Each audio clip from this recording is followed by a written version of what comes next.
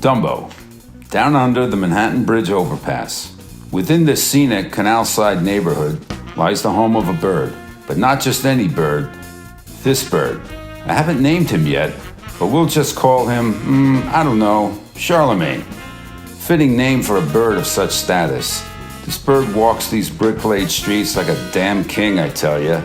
Pays no mind to the nobodies that stand 10 times him because his confidence will forever stand 100 times theirs. And although most men lend little credence to the control frame of mind of Charlamagne, he doesn't care. To them, crumbs on the sidewalk are simply waste, while to Charlamagne, they're an untapped gold mine. To him, these straps are ingredients for a feast large enough to satisfy his entire flock. Do we know exactly what it is he's eating? Does he? Does he care? Does it matter? No, because he refuses to let any item go to waste. He's better at cleaning New York than the damn sanitation department. What's ironic about it is that he shits and pisses wherever he pleases. So where'd this monarch come from? From his mom and dad, of course. His parents fell for each other with only a glance. But unlike his parents, Charlamagne doesn't do love. He gets what he wants. In New York City, he's every pigeon's desire. He's what keeps them up at night. They swoon at a simple glimpse of the color of his feathers. When he spreads his wings, it's as if you see a phoenix rising from the ashes.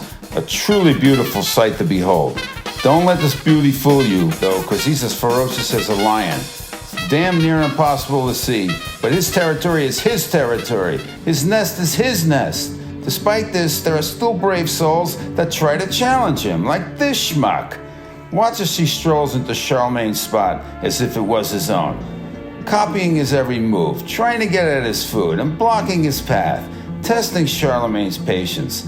Other pigeons watch in suspense. If only they realize the position he's getting himself into, hitting on Charlamagne's women, on his own turf, in his home. When he finally had enough, he attacks, locking beaks with this wannabe usurper. The absent minds that observe from a distance flee to avoid getting caught up in the conflict. Charlamagne dominates the fight, making a mockery of his opponent. In the end, he decides to move on, seeing that his rival will no longer mess around on his turf. Yet another battle won.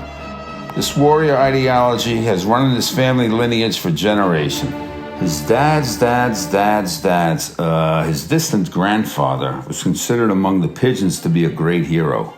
He was one of the countless messenger pigeons in World War I after that dunce Franz Ferdinand got a grenade thrown in his face.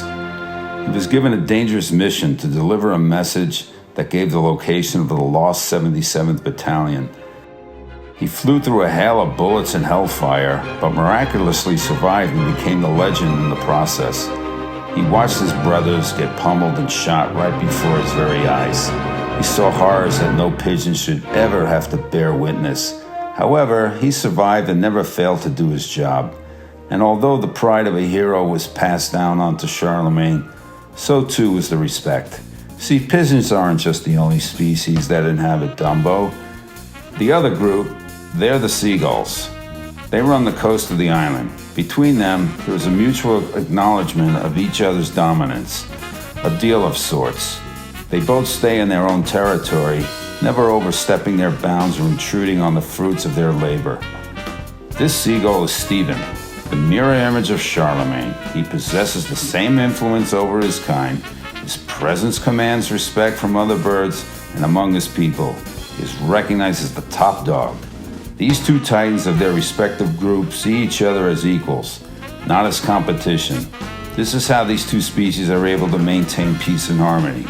To be Charlamagne and Stephen is to be without shackles. In this neighborhood, in this city, they are free. There are no obligations or standards to uphold. These birds represent what every human strives to be, untethered, unbound, unchained, utterly liberated from any responsibility. They live and die by their instincts. Nothing can hold them down or stop them from living a life that is unfeathered from society.